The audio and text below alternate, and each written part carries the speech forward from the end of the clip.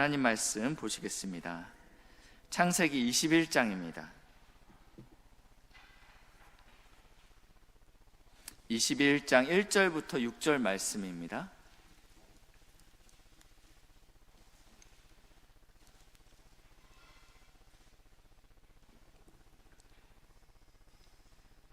(21장 1절부터 6절) 교독하시겠습니다. 여호와께서 말씀하신 대로 사라를 돌보셨고 여호와께서 말씀하신 대로 사라에게 행하셨으므로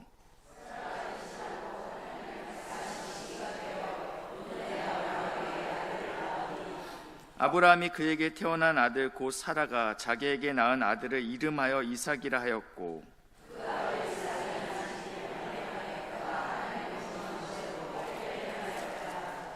아브라함이 그의 아들 이삭이 그에게 태어날 때 100세라. 사라가 이르되 하나님이 나를 웃게 하신 듣는 자가 다 나와 함께 웃으시리라. 아멘. 혹시 믿음의 조상 하면 우리는 누구를 기억하십니까? 네, 너무 쉬운 질문을 드렸습니다. 네, 믿음의 조상이라고 하면 우리 재혁이가 휴가 나와서 이 자리에 앉아 있네요. 네. 믿음의 조상이라고 하면 우리는 아브라함이 생각납니다. 도대체 아브라함의 믿음이 어떠했길래 얼마나 본받을 만하면 그를 믿음의 조상이라고 우리가 부를까요? 그의 어떠한 탁월함 때문에 아브라함은 성경에서 믿음의 조상이라고 불리우는 걸까요? 창세기는 총 50장으로 구성되어 있습니다. 그리고 이 앞에 서론 부분은 창세기 1장부터 11장까지입니다. 이 창세기 1장부터 11장은 온 인류를 하나님께서 어떻게 창조하셨고 그리고 그 인류가 어떻게 타락했는지 그리고 그 타락한 인류로 인해서 하나님께서 노아의 홍수 사건을 일으키십니다. 그리고 나서 하나님께서 다시 이 세대를 향하여 내가 물로 심판하지 않겠다라고 말씀하셨지만 그들은 그 하나님의 말씀을 믿지 않습니다. 그래서 다시는 우리가 홍수로 인해서 익사하지 않기 위하여 하늘까지 닿는 탑을 짓고자 바벨탑을 쌓게 됩니다. 하나님께서 이 바벨탑의 어떠함을 보시기 위해서 이 땅에 내려오십니다. 그리고 나서 어떻게 하시죠? 언어를 혼잡게 하십니다. 그래서 인류가 그때부터 모여 살지 않고 흩어지게 됩니다. 여기까지가 온 인류의 공통 역사입니다. 왜냐하면 여기서부터 모든 민족들이 시작되기 때문입니다. 그리고 창세기 12장 드디어 하나님께서 아브라함을 부르십니다. 저희가 역사 시간에 이 인류의 4대 문명에 대해서 배우게 됩니다. 지도를 한번 보여주시겠습니까? 보시면 메소포타미아 문명이 있고요. 그리고 나일강을 따라서 이집트 문명이 있습니다. 그리고 인더스강, 인더스 문명이 있고 또 이 황허강을 따라서 중국, 이 황허 문명이 있다라고 역사책에서 배우게 됩니다. 이 문명이 있는데 순서는 어떻게 되냐면 메소포타미아부터 시작됩니다. 그리고 메소포타미아에서 가까운 이집트, 그리고 인더스, 그리고 황허 문명이 있죠. 역사책마다 이것을 다르게 기술하고 있는데 이 첫 번째 메소포타미아 문명과 황허 문명 사이에는 시간차가 존재합니다. 그렇죠? 인류가 저기서 시작돼서 저기서부터 퍼지기 시작했기 때문에 시간차가 존재하는데 어떠한 역사책은 그 시간차를 1000년으로 붙잡고 있습니다. 그리고 나무 위키에서는 이 시간차를 2500년이라고 잡고 있습니다. 그러니까 우리가 정확히 이 시간의 차를 알 수는 없지만 분명한 것은 굉장한 시간차가 존재했다라는 것입니다. 이 시간에는요. 그렇기 때문에 이 메소포타미아 문명이 있었는데 이 문명이라 하면 어떠한 기준이 있었을 거 아니에요? 아무에게나 다 문명이라고 붙이진 않았습니다. 이 문명이라는 것은 기준이 있는데 일단은 도시국가여야 됩니다. 도시국가. 두 번째는 문자가 존재했다라는 것입니다. 이 문화를 담아낼 그 문자가 존재했다라는 것입니다. 그런데 하나님께서 창세기 12장에 이 아브라함을 이 메소포타미아 문명에서 부르시게 됩니다. 그 내용이 창세기 12장 1절인데요. 우리 같이 읽겠습니다. 시작.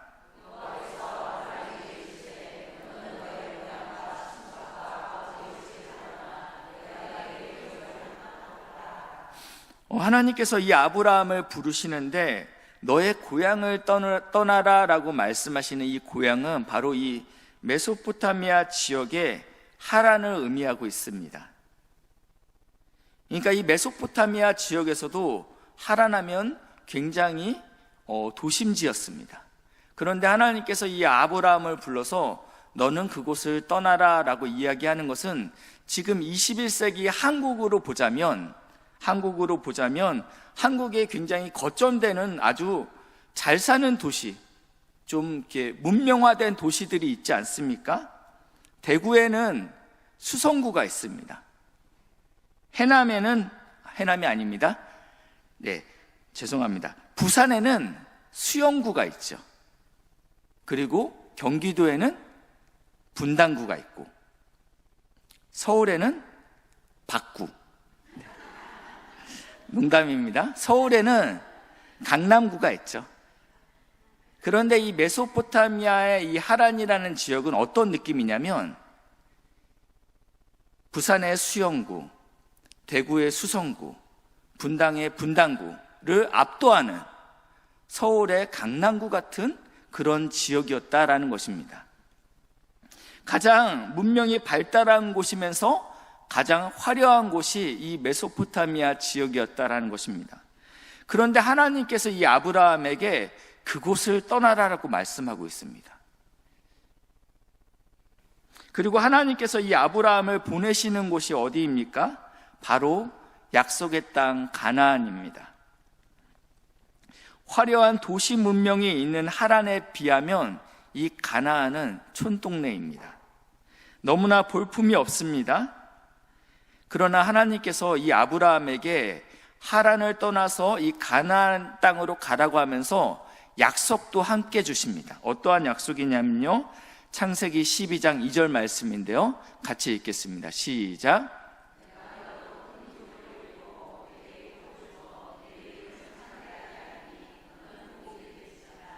하나님께서 아브라함에게 이러한 약속을 하십니다. 내가 너를 반드시 큰 민족으로 만들겠어 라고 말씀하십니다. 내가 내게 복을 줄 거야 라고 말씀하십니다. 또 내가 너의 이름을 창대하게 할 것이다 라고, 그러면서 종국에는 네가 복덩어리가 될 것이다 라고 약속의 말씀을 하고 있습니다. 우리 교회 청년 중에 이름이 창대가 있습니다. 이름대로 복덩어리입니다. 그리고 오늘 이 자리에 나와 있는 우리 주일학교와 청년들, 하나님께서 이 자리에 부르신 이유가 있습니다. 네, 저 화려한 나이트 문화를 뒤로하고 오늘 이 자리에 나와 있습니다. 군대에서 휴가 나왔으면 지금 밖에서 친구들 만나고 술을 마셔야 되는데 그러지 않고 이 금요철에 나온 이유는 하나님께서 복 주시기 위함으로 우리를 부르신 줄 믿으시기 바랍니다. 하나님께서 우리를 이 자리에 부르시고 내가 반드시 그렇게 하겠다라고 말씀하고 있는 것입니다. 화려한 곳에서 험지로 부르셨습니다. 하란을 떠날 때 이 아브라함의 나이가 75세입니다. 결코 젊은 나이가 아닙니다. 이 노년의 고향을 떠난다라는 것은 굉장히 어려운 일입니다. 그리고 가까운 데로 가는 것이 아닙니다. 가까운 고촌으로 떠나는 것이 아닌 편도거리만 1000km입니다. 홀로 떠나는 것이 아닌 어린 조카 롯과 그리고 많은 짐승과 가축들을 데리고 지금 2개월에 장장 2개월이나 걸리는 그 길을 도보로 이 가나안 땅까지 이동하게 됩니다. 그리고 드디어 약속의 땅 가나안 땅에 도착하게 되는데요, 그런데 문제가 생겼습니다. 창세기 12장 10절 말씀인데요. 같이 읽겠습니다. 시작.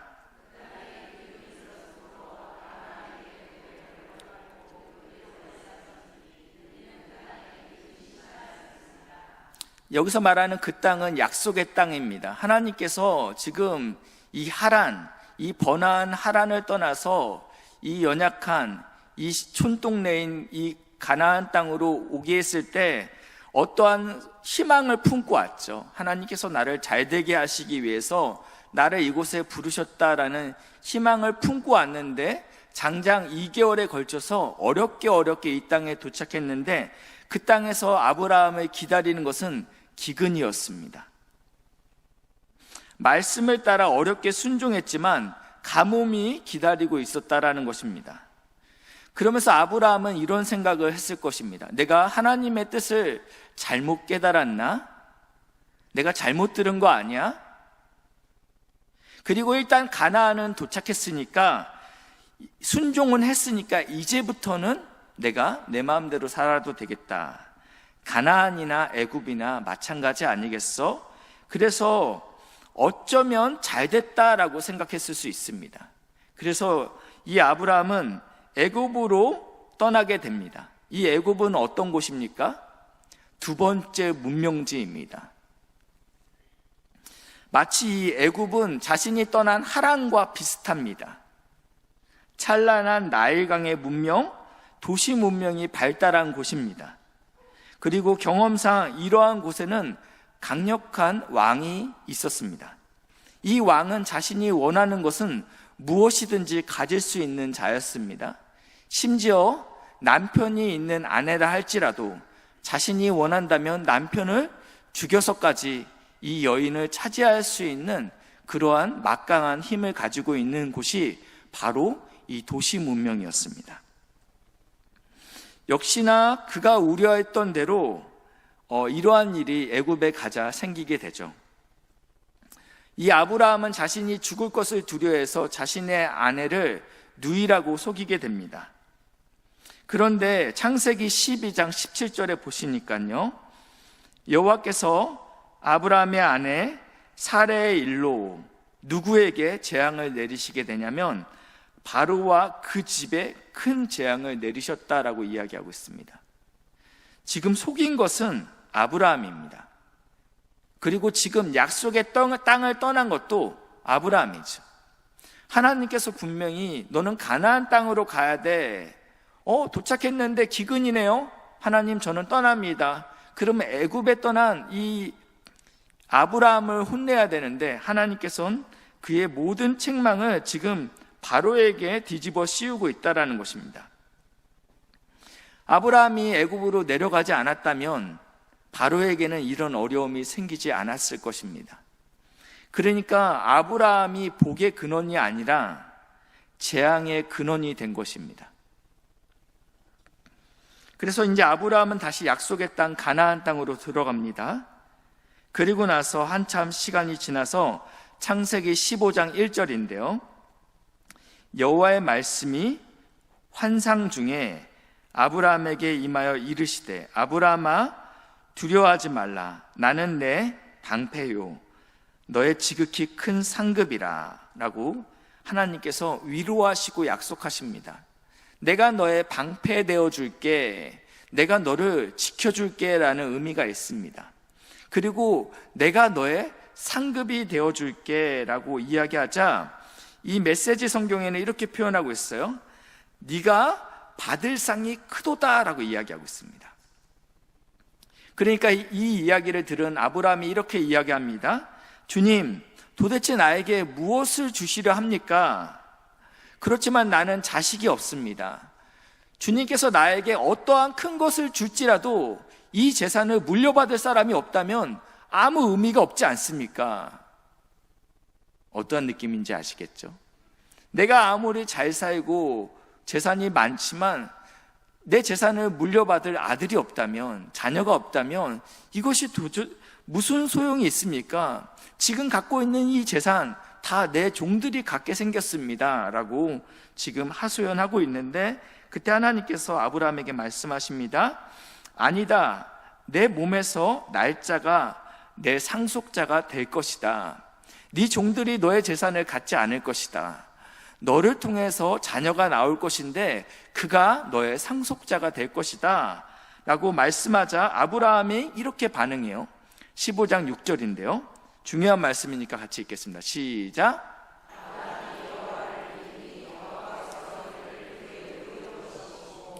지금 아브라함은 무엇을 믿은 것입니까? 하나님의 말씀을 믿은 거예요. 하나님께서 네 몸에서 날 그 자녀가 너의 상속자가 될 것이다, 이 약속의 말씀을 믿었다라고 표현하고 있습니다. 그리고 나서 속절없이 10년의 시간이 흐르게 됩니다. 하나님이 분명히 주신다고 약속하셨습니다. 10년이면 강산이 변하죠. 10년이면 굳건했던 우리의 믿음이 흔들리기에 충분한 시간입니다. 그리고 아내 사레의 결정적인 한마디에 흔들렸던 믿음이 무너져 내립니다. 그 말씀이 16장 2절 말씀인데요 사레가 아브라함에게 이르되 여호와께서 내 출산을 허락하지 아니하셨으니 하나님께서 나에게 임신을 허락하지 아니하셨습니다. 그러니까 내 여종에게 들어가라. 내가 혹 그로 말미암아 자녀를 얻을까 하노라 하매 아브라함이 사레의 말을 들으니라. 하나님의 약속의 말씀을 분명히 들어서 믿음으로 의롭다함을 받았던 이 아브라함이 지금 아내의 말을 듣자 그의 마음이 흔들리기 시작했고 무너졌다라는 것입니다. 어느 누가 이 아브라함을 정죄할 수 있습니까? 10년이나 기다렸으면 많이 기다린 것 아닙니까? 그리고 그 당시에 자녀가 없다라는 것은요 하나님께 저주받았다라는 생각을 가졌습니다. 당시에 후손을 얻기 위해서 씨바지, 대리출산이 관행적으로 일어나고 있었습니다. 왜냐하면 자손을 낳는 것은 굉장히 중요한 가치였기 때문입니다. 그래서 이 아브라함은 여종 하갈을 통해서 이스마엘을 낳게 됩니다. 하란을 떠나 이 약속의 땅 가나안에 들어온 지 11년째 되는 해에 드디어 아들을 낳게 된 것입니다. 창세기 16장 마지막 절 16절인데요 하갈이 아브라함에게 이스마엘을 낳았을 때 아브람이 86세였더라 75세에 하란에서 떠났다고 말씀드렸죠. 그러니까 지금 11년째 이스마엘을 낳았습니다. 창세기 16장 마지막 절에 이 말씀이 나왔고 그 창세기 17장 1절에 이렇게 표현되고 있습니다. 아브라함이 99세 때, 그러니까 창세기 16장 16절부터 17장 1절에는요 13년의 시간이 존재하고 있다는 것입니다. 하나님께서 이스마엘이 태어나고 나서 아브라함에게 13년 만에 나타나셨습니다. 오랜만에 만나서 하나님께서 처음 하신 말이 무엇이냐면 나는 전능한 하나님이다 라고 이야기하고 있습니다. 이 이야기는 나에겐 불가능이란 없다 이런 뜻이기도 되고요 또 어떤 뜻이기도 되죠? 왜 나를 못 믿냐 이런 뜻도 되는 것이죠. 그러면서 다시 한번 하나님께서 아브라함에게 약속하시는데요 17장 16절부터 18절까지인데요 내가 그에게 복을 주어, 여기서 이 그는 사라를 말하고 있습니다. 그가 내게 아들을 낳아 주게 하며, 이제는 아브라함 너를 통해서 내가 내 씨를 준다라고 이야기하지 않고 너의 아내를 통해서 내가 내 씨를 주겠다라고 명확하게 말씀하고 있어요. 내가 그에게 복을 주어 그녀를 여러 민족의 어머니가 되게 하리니 민족의 여러 왕이 그에게서 나리라. 17절입니다. 같이 읽겠습니다. 시작.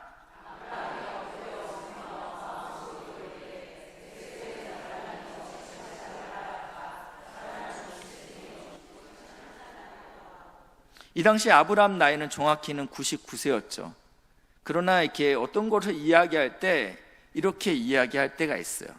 뭔가를 이야기할 때 저도 그렇게 이야기합니다. 요즘 제가 벌써 50이 다 돼갑니다 라고 이야기해요. 48세인데 그러면 사람들이 젊어 보이는데요, 그 얘기 듣고 싶어서 할 때 이 얘기 하거든요.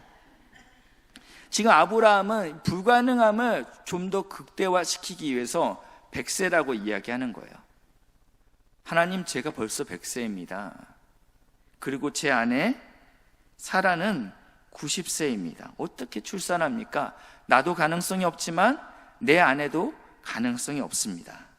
18절입니다. 아브라함이 이에 하나님께 아뢰되 이스마엘이나 하나님 앞에서 살기를 원합니다. 이거는 약간 비아냥거리는 거죠. 하나님, 다 필요 없어요. 하나님 주셨던 그 이스마엘 이제 13살 됐는데 그 아들이나 그냥 건강하게 살게 해주세요 라고 이야기하는 것입니다. 그리고 나서요, 하나님께서 다시 한번 아브라함에게 나타나십니다. 이번에도 아브라함이 이 하나님을 극진히 대접합니다. 사라는 굉장히 분주하게 됐습니다. 아브라함이 손님을 영접했기 때문에 부엌에서 요리를 준비하고 있는데 그때 하나님의 천사들이 아브라함에게 이렇게 이야기합니다. 창세기 18장 10절부터 12절인데 그가 이르되 내년 이맘때에 내가 반드시 내게로 돌아오리니 내 아내 사라에게 아들이 있으리라. 내년 이맘때는 아들이 태어날 거야 라고 이야기하고 있습니다. 근데 부엌에서 음식을 준비하다가 이 이야기를 듣게 됩니다. 그래서 11절, 아브라함과 사라는 나이가 많아 늙었고 사라에게는 여성의 생리가 끊어졌는지라. 이미 폐경이 됐다라는 것입니다. 앞에는 사라의 나이가 90세라고 이야기했고 지금은 생리가 끊겼다라고 아주 과학적으로 명확하게 이야기하고 있습니다. 그러면서 12절인데요, 사라가 속으로 웃고 이르되, 지금 저게 17장에서도 아브라함이 엎드려 웃으며 마음속으로 이르되 이렇게 이야기했습니다. 아브라함도 그 얘기를 들었을 때 속으로 말은 안 했지만, 겉으로는 말을 안 했지만 속으로는 웃고 있었어요. 근데 사라도 이 이야기를 들으니까 너무 어이가 없으면 웃음이 나오죠. 너무 어이가 없으니까 지금 웃고 있는 것입니다. 그러면서 내가 노쇠하였고 내 주인도 늙었으니 내게 무슨 즐거움이 있으리요? 나에게 그러한 일은 일어나지 않아 라고 지금 이야기하고 있는데 그때 천사가 이렇게 이야기합니다. 네가 왜 웃느냐 라고 묻습니다. 그러니까 화들짝 놀라죠. 왜냐하면 이거 혼자 생각했던 것이거든요. 그러면서 천사가 다시 한번 이야기합니다. 여호와가 능하지 못한 일이 있겠느냐? 하나님의 팔이 짧으냐? 하나님이 할 수 없는 일이 있겠느냐? 이건가요? 네, 헷갈려요. 하나님한테는 능치 못함이 없다, 이 얘기를 지금 하고 있는 것입니다. 그러자 사라가 두려워서 나는 웃지 않았습니다 라고 이야기합니다. 그러니까 천사가 또 이야기합니다. 아니다, 너 웃었다 라고 이야기합니다. 이게 웃었는지 안 웃었는지 뭐가 이렇게 중요하다고 굉장히 꼬치꼬치 이 천사가 네가 반드시 웃었다라는 것을 확인시켜주고 있습니다. 하나님께서는 지금 이 99세 된 아브라함, 그러니까 내년 이맘때에는 아들이 생기게 됩니다. 아들이 생기게 되는데 그 후에 다시 한번 이 약속의 땅 가나안 땅에 기근이 찾아옵니다. 그리고 아브라함은 저번과 비슷한 실수를 저지르게 됩니다. 이번에는 그 애굽 땅으로 가지 않습니다. 그러나 이번에는 바로 옆에 있는 블레셋 땅으로 가게 됩니다. 그리고 또다시 그곳에서 자신이 죽을까봐 자신의 아내를, 90세 된 아내를 여전히 아름다웠던 것 같아요. 이곳에 계신 우리 권사님들처럼 여전히 아름다웠던 것 같아요. 그래서 나의 누이다라고 이야기합니다. 창세기 20장입니다. 아브라함이 거기서 네게부 땅으로 옮겨가 가데스와 술 사이 그랄에 거류하며, 여기는 블레셋 지역입니다. 그러니까 약속의 땅에서 약속의 땅의 경계입니다. 그러니까 애매한 거죠. 그러니까 애매한 지금 태도를 취하는 것입니다. 약속의 땅인지 아닌지 애매한 자리까지 간 것입니다. 왜냐하면 애굽으로 갔더니 하나님께서 이렇게 한번 혼냈던 기억이 있기 때문에 지금 이 블레셋 지역으로 가게 된 것입니다. 그의 아내 사라를 자기 누이라 하였으므로, 이 당시 사라의 나이가 89세였죠. 내년에 90세가 되니까요. 그랄 왕 아비멜렉이 사람을 보내어 사라를 데려갔더니 여전히 사라는 아름다웠습니다. 그날 밤 하나님께서 이 아비멜렉의 왕의 꿈에 나타났습니다. 그래서 경고합니다. 그 여인은, 네가 지금 데려온 그 여인은 남편이 있는 여인이다. 네가 만약 이 여인을 취한다면 너와 너에게 속한 모든 가족들은 내가 가만두지 않을 것이다 라고 무섭게 경고하십니다. 이 이야기를 들은 이 아비멜렉은 이 꿈이 너무 생생하기 때문에 다시 아브라함을 불러냅니다. 그러면서 이렇게 이야기하죠. 너가 무슨 의도로 나를 이렇게 저주에 빠뜨리려 하느냐? 너희가 무슨 의도로, 너는 참 복덩어리가 아니라 저주덩어리다 라고 이야기하고 있다는 것입니다. 20장 11절에 아브라함이 이렇게 이야기합니다. 아브라함이 이르되 이곳에서는, 이 블레셋 이 지역에서는 하나님을 두려움이 없으니 내가 죽을까 하여 내 아내를 누이라 하였습니다 라고 이야기하고 있습니다. 이 블레셋 지역에 하나님을 경외하는 것이 없기 때문에 내가 당신들이 두려워 이렇게 거짓을 고했습니다. 그러나 이 이야기에는요, 아주 무서운 진리가 숨겨져 있습니다. 무엇입니까? 아브라함은 하나님보다 이 블레셋의 아비멜렉 왕을 훨씬 더 두려워했다라는 것입니다.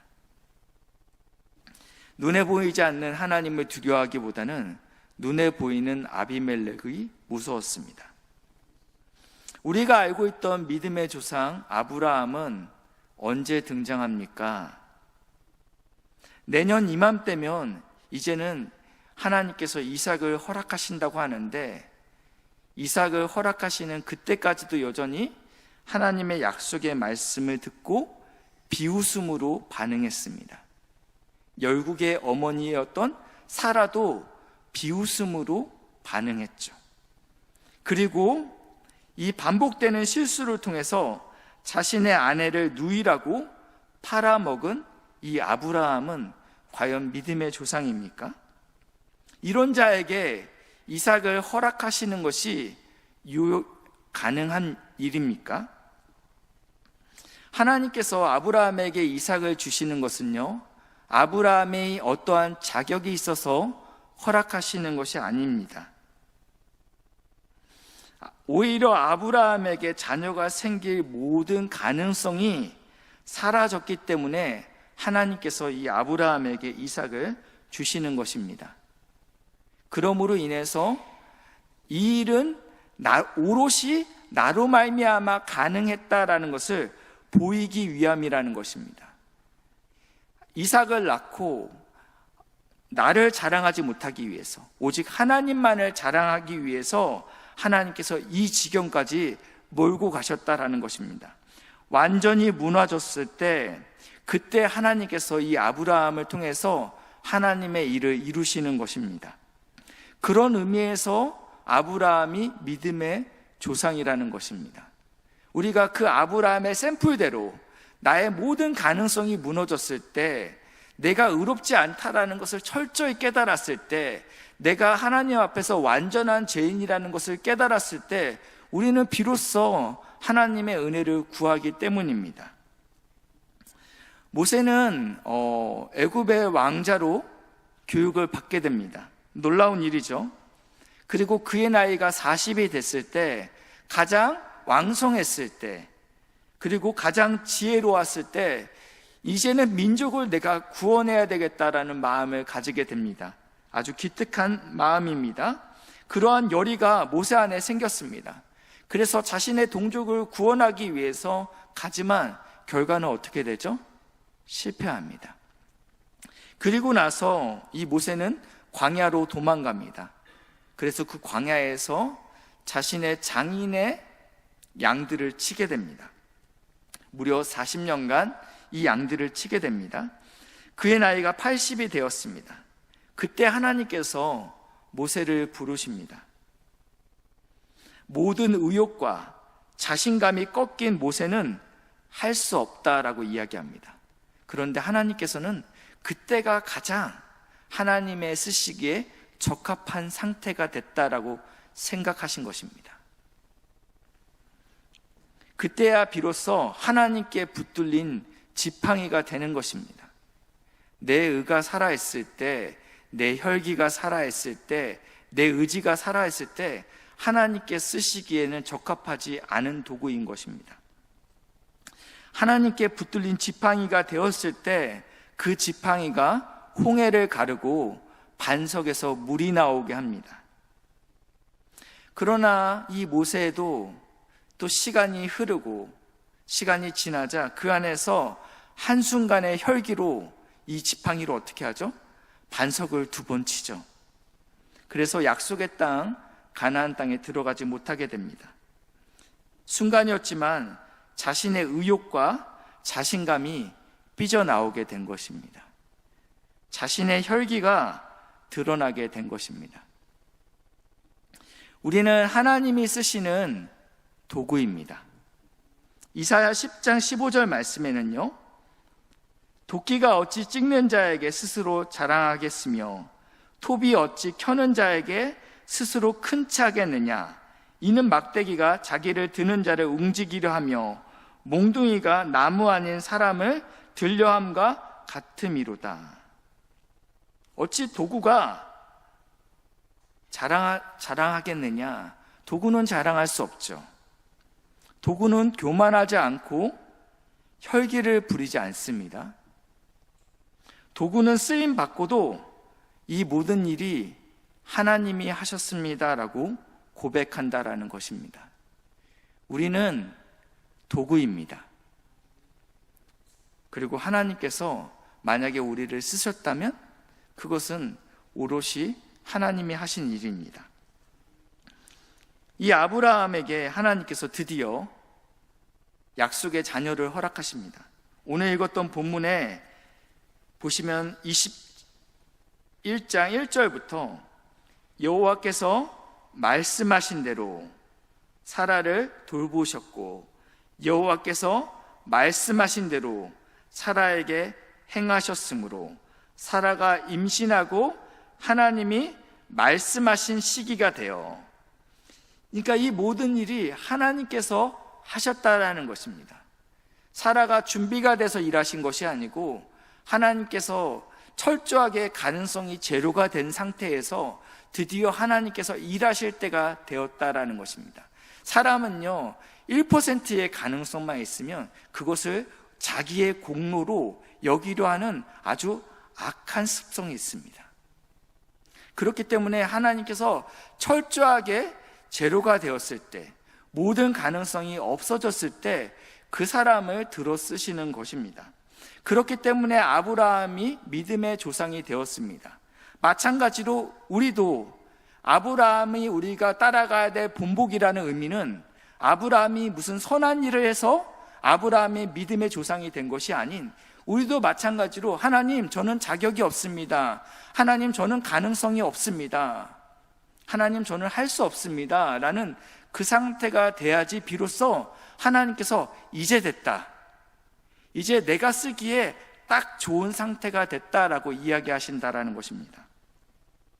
그리고 나서 21장 6절 말씀인데요, 같이 읽겠습니다. 시작.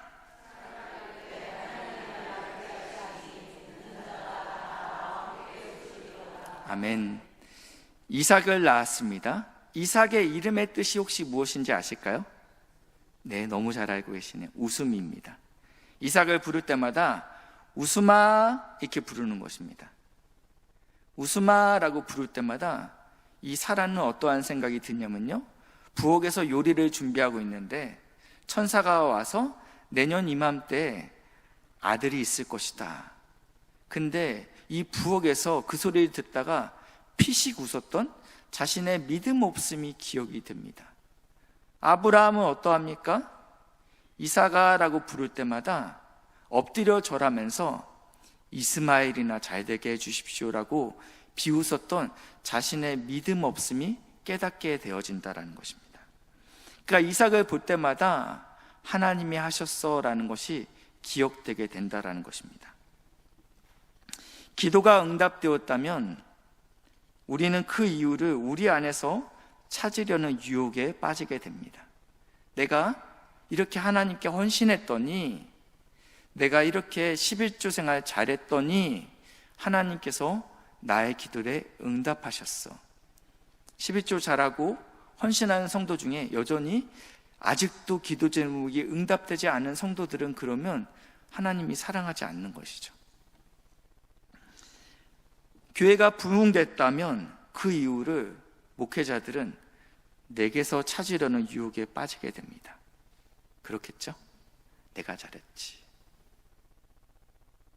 하나님이 나를 지금 사용하고 있다면 그 이유를 우리는 자꾸 우리 안에서 찾으려 든다라는 것입니다. 도구는 쓰임 받은 후에 하나님이 하셨습니다 라고 고백하는 것밖에 없다라는 것입니다.